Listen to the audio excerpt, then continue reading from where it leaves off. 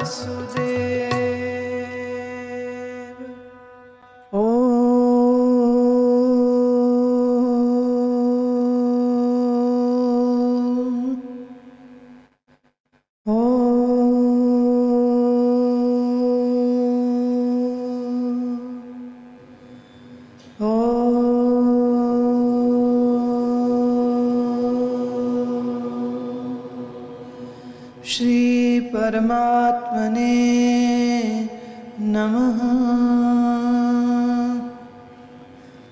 अथ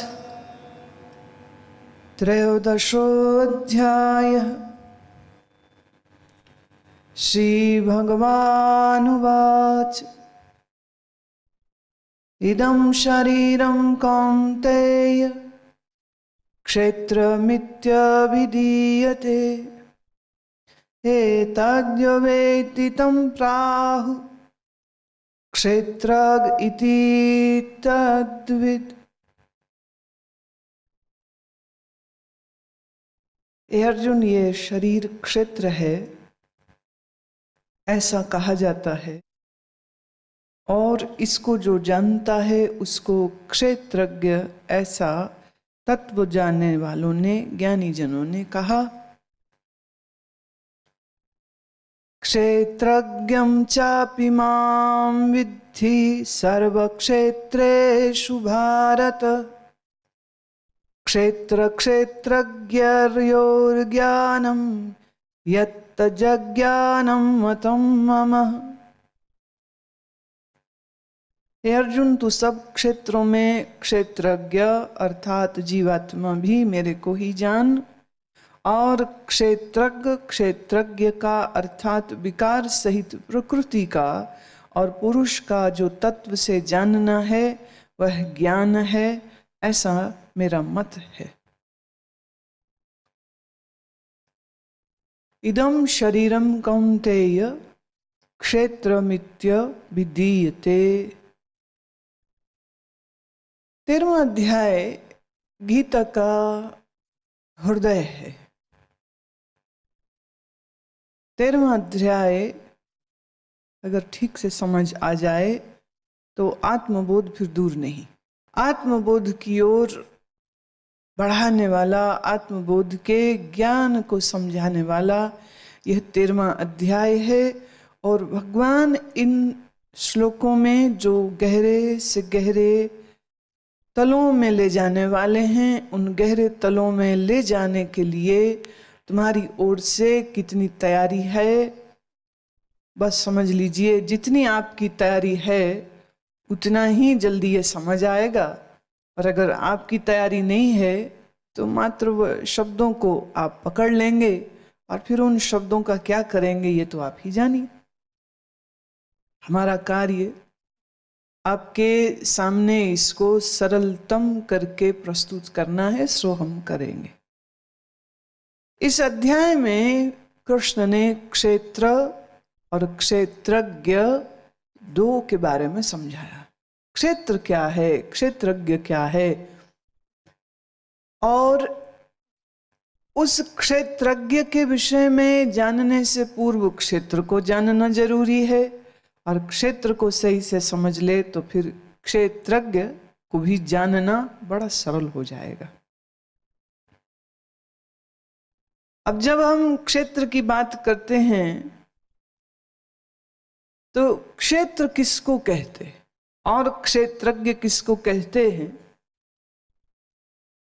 इस दूसरे श्लोक को समझने के लिए पहले तीसरे श्लोक को पकड़ना पड़ेगा, क्योंकि अगर मैंने ही बता दिया तो फिर तीसरे का मजा नहीं रह जाएगा। इसलिए तीसरे को पहले लेते हैं और फिर कड़ी दर फिर से पहले दूसरे को हम वापस लेके चलेंगे। तत्क्षेत्रं यचत यादृक् यदिकारयतश्च यत् स च यो यत् प्रभावश्च तत्समासेन मेदिनु। वह क्षेत्र जो है और जैसा है तथा जिन विकारों वाला है, जिस कारण से जो हुआ है, तथा वह क्षेत्रज्ञ भी जो है, जिस प्रभाव वाला है, वह सब संक्षेप से मेरे से सुन। ऋषिर्भिर्बहुधा गीतं छन्दोभिर्विविधैः पृथक् ब्रह्मसूत्रपदैश्चैव हेतुमद्भिर्विनिश्चितैः। ऋषियों द्वारा बहुत प्रकार से कहा गया अर्थात समझाया गया है, और नाना प्रकार के वेद मंत्रों से विभाग पूर्वक कहा गया है तथा अच्छी प्रकार निश्चय किए हुए युक्ति युक्त ब्रह्म सूत्र के पदों द्वारा भी इसको कहा गया है। अभी भी भगवान उसकी भूमिका बांध रहे हैं, उसको खोल नहीं रहे, और ये जरूरी भी है। जो बात कहने जा रहे हैं, जिस बात को वो अर्जुन को सुनाने जा रहे हैं, श्रोता को अकल नहीं होती है। श्रोता को लगता है ऐसे ही बोल रहे हैं, क्या होता है, कुछ भी बोल देते। तो कृष्ण जैसे वक्ता को भी इस बात को बार बार बार बार कहना पड़ रहा है कि जो ये मैं बात कहने जा रहा हूं, ये ब्रह्म ऋषियों के द्वारा जानी गई, समझी गई, तत्वज्ञानियों द्वारा जानी गई, समझी गई, और ब्रह्म सूत्र में भी इसी की चर्चा है। ब्रह्म सूत्र क्या है?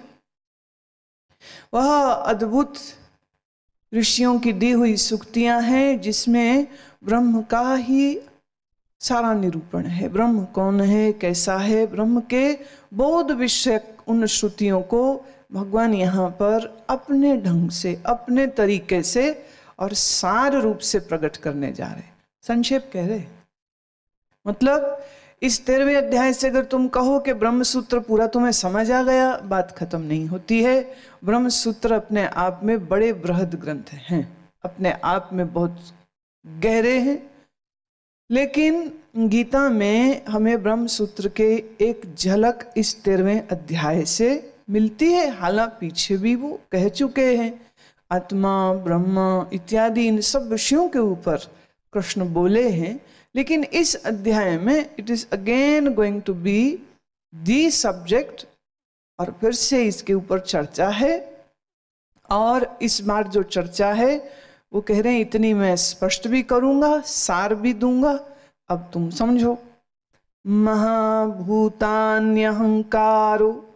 बुद्धिर्व्यक्तमेव च इंद्रियाणि दशैकं च पंच चेन्द्रिय गोचरः।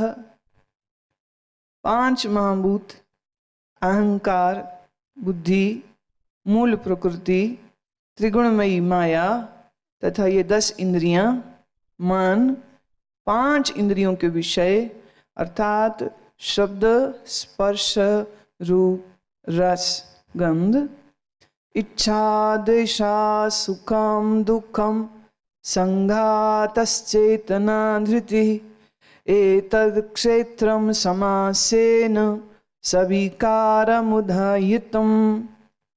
इच्छा, द्वेष, सुख, दुख, स्थूल देह का पिंड, चेतनता और धृति, इस प्रकार यह क्षेत्र विकारों के सहित संक्षेप से कहा गया। अब पिछले अध्यायों में हालांकि इससे ज्यादा विस्तार हुआ है और उससे ज्यादा विस्तार में हम ले गए थे, लेकिन अभी फिर से एक तरह से रिवाइज भी हो रहा है जो पीछे आपने सुना है, और उसी सुने हुए को हम फिर से इस नए ढंग से, इस नए तरीके से समझते हैं। 5 महाभूत, पृथ्वी, जल, अग्नि, वायु, आकाश। देखिए, एक तो होते हैं इन भूतों के साधारण रूप और एक है इनका महारूप।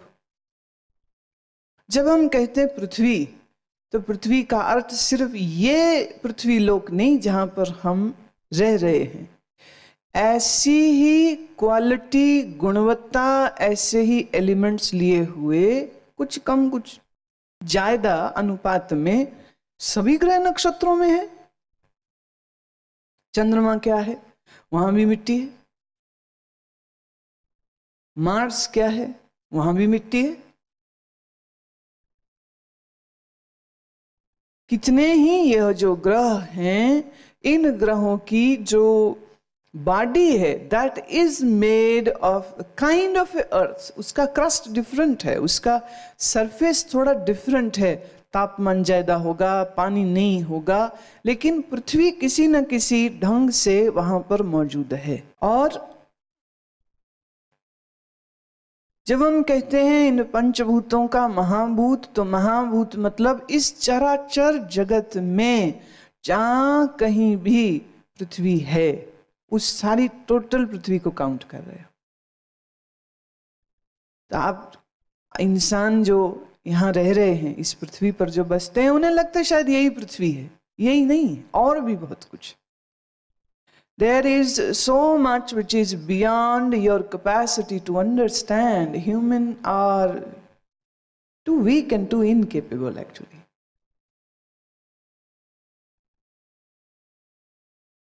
बहुत कमजोर है, बहुत बहुत बहुत कमजोर है, और व्यर्थ में अपना समय खराब करता रहता है, व्यर्थ की चीजों में समय खराब करता है। अगर मैं आपसे कहूं कि आप में से कितने लोगों को एस्ट्रोनॉमी में रुचि है? किसी को नहीं। क्रिकेट, स्पोर्ट्स, सिनेमा, पॉलिटिक्स, ये है आपका रुचि का विषय। और ये जो इतना अनंत जगत फैला हुआ है, इस जगत में क्या कुछ है और कितना अद्भुत है। कभी कभी तो मुझे लगता है, तुम लोगों की उम्र देखती हूं तो मतलब तुम्हारा क्या बोले ना, चलने का टाइम आ चुका है, और अभी तक तुम्हें इस विश्व में, इस संसार के बारे में ही कुछ नहीं पता।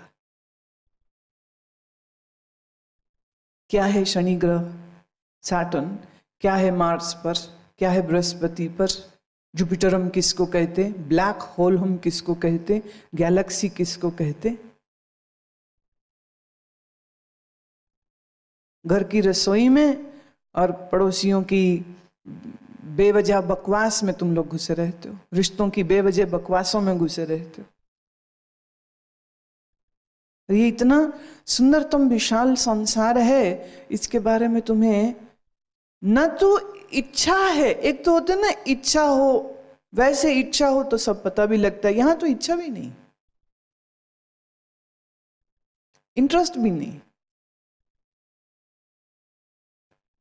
तो जब हम कहते हैं पंच महाभूत, तो महाभूतों में पृथ्वी, जल, अग्नि, वायु, आकाश का जो बड़ा रूप है, बिगर पिक्चर, उस बिगर पिक्चर की हम बात करते हैं। उस समय हम ये इस पृथ्वी पर जल की, इस पृथ्वी पर जितना अग्नि है, या इस पृथ्वी पर जितनी वायु है, या इस पृथ्वी पर जितना आकाश है, हम उतने भर की बात नहीं करें। पंच महाभूत का अर्थ जिन महाभूत से ये चराचर जगत हुआ है, उस जगत की हम बात कर रहे हैं। और जगत कितना बड़ा है। आपके शहर में अगर कहीं कोई प्लानिटेरियम हो तो उस प्लानिटेरियम में जरूर जाइएगा, और स्कूल के बच्चों को एक्सकर्शन पर ले जाते हैं बस भर के, या तो तुम सबको बस भर के दिल्ली के प्लानिटेरियम में भेज दें ताकि तुम देखो। पर मेरे को याद है, एक सज्जन मेरे साथ कलकत्ते के प्लानिटेरियम में, पुरानी बात है, गए, और वहाँ बाहर बड़ी भयंकर गर्मी थी, जैसा कलकत्ते का मौसम होता है, गर्म और चिपचिपा, ह्यूमिड, हॉट। और ये प्लानिटेरियम था एयर कंडीशन, और सीट थोड़ी जो रिक्लाइन हो जाती है, तो पूरा वो कोई आधे एक घंटे का, उसमें स्क्रीन छत पर होती है पूरी, और आप स्क्रीन को देखने के लिए अपनी कुर्सी को थोड़ा झुकाते हैं। तो आधे घंटे के इस खूबसूरत शो के बाद जब हम उठे तो ये सज्जन खराटे मार रहे थे वहां पे। क्या हो गया? बोले इतनी बढ़िया ठंडा, कितनी बढ़िया कुर्सी। और चूंकि उन्होंने अंतरिक्ष को समझाना है, तो in the beginning for 3-4 minutes it's just pitch dark, एकदम अंधेरा है, तो अंधेरा, ठंडक, कुर्सी, और वो सो गए। मैं अच्छा भाई, बहुत अच्छी बात है। नजदीक से नजदीक जो तारे हैं, बात करें ना तो बस बुद्धि हैरान रहती। जिन तारों को आप देख पाते हैं, उनकी रोशनी को पृथ्वी तक पहुंचने में 4 साल लगते हैं, और वो भी लाइट स्पीड से 4 साल। 1,86,000 किलोमीटर प्रति सेकेंड की गति से रोशनी चलती है, और इतनी गति से तारे की रोशनी चल रही, और तो जाकर के तुम्हें दिखी है। तो 4 साल लगे। ये नजदीक के तारे हैं। जो दूर हैं, किसी को 10 साल, किसी को 20 साल, light years, not our years. अनुपात ही बदल जाता। कितने तारे, कितने सितारे, कितने नक्षत्र, कितनी आकाश गंगाएं, ये सब कुछ जिससे बना है वो पंच महाभूत क्या है? ये क्षेत्र का हिस्सा है। क्षेत्र बता रहे हैं कितना बड़ा है।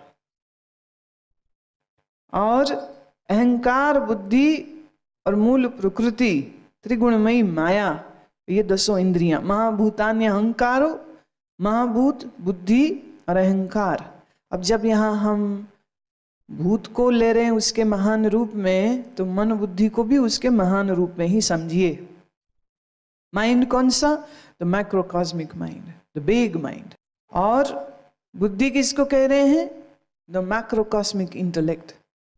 कौन है जो इंद्रधनुष में रंग भर रहा है? कौन है जो सूर्य को अपनी धुरी पे घुमा रहा है? अग्नि का गोला जिसने बनाया है? कौन है जिसने ये सब डिजाइन किया? वो आर्किटेक्ट कौन है जो इतने से स्पर्म, इतने से वीर्य कण के अंदर पूरे मनुष्य का डीएनए भर देता है? पूरी जिंदगी में वहां क्या होने वाला है, क्या होने वाला। और अजब बात, तुम्हारे दिमाग बाद में बनते हैं, रीढ़ की हड्डी पहले बनती। किसने डिजाइन किया? किसने तुम्हारे शरीर के अंदर की ये नस नाड़ियों का जाल बना? किसने तुम्हारे अंदर ये अलग अलग ग्रंथियां बनाई, उनके जोड़ बनाए? और कभी तुम मनुष्य की आंत को देखो तो देख के उसमें भी हैरानी आती, इतने से स्टमक, आमाशय के नीचे ये तुम्हारी बड़ी और छोटी आंत 32 फीट लंबी। क्या, किस तरह उसको बनाया, किस तरह उसको घुमाया, किस तरह अंदर सजा के रख दिया है।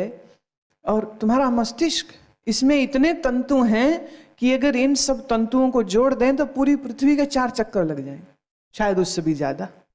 तुम्हारे सीने, तुम्हारे फेफड़े में ये जितने एल्वियोलीज हैं, इन एल्वियोलीज को अगर हम जोड़ दें तो 4 टेनिस कोर्ट जितना एरिया बन जाएगा। 4 टेनिस कोर्ट जितना एरिया। किसने बनाया शरीर? किसने बनाया ये सब? कौन चला रहा है इस प्रकृति को, उस महाबुद्धि को? हम उस बड़े इंटेलेक्ट को, उस बड़े दिमाग को यहाँ पर क्षेत्र कह रहे हैं। अहंकार, बुद्धि और मूल प्रकृति। प्रकृति है त्रिगुणमयी, रजोगुण, तमोगुण, सतोगुण। ये 3 गुण से ये प्रकृति चल रही है। पर इस प्रकृति को कौन चला रहा है? बड़ी बुद्धि। और उसी बुद्धि को हम हिरण्यगर्भ भी कहते हैं। बुद्धि विस्मित होती है जब बुद्धि देखती है विश्व को। और इस बुद्धि, जो बुद्धि तुम्हारे पास है, इस बुद्धि को बुद्धि किसने दी?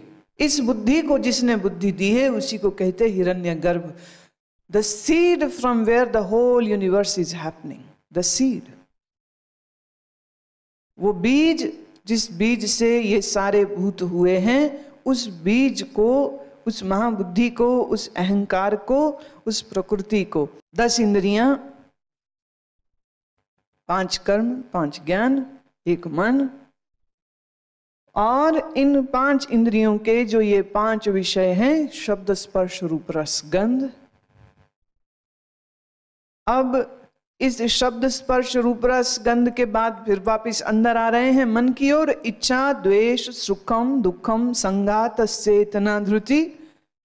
ये जहां पर इच्छा उठती है, द्वेष उठते हैं, सुख की अनुभूति है, दुख की अनुभूति है। संघात चेतना, संघात बोले तो ये स्थूल शरीर, इस शरीर को जो जान रहा है वो चेतना, वह चेतना। और धृति, धृति किसको कहते हैं? ये जो जानता है, जानने का जो ख्याल जिसको आता है, जो कहता अब समझ लगी,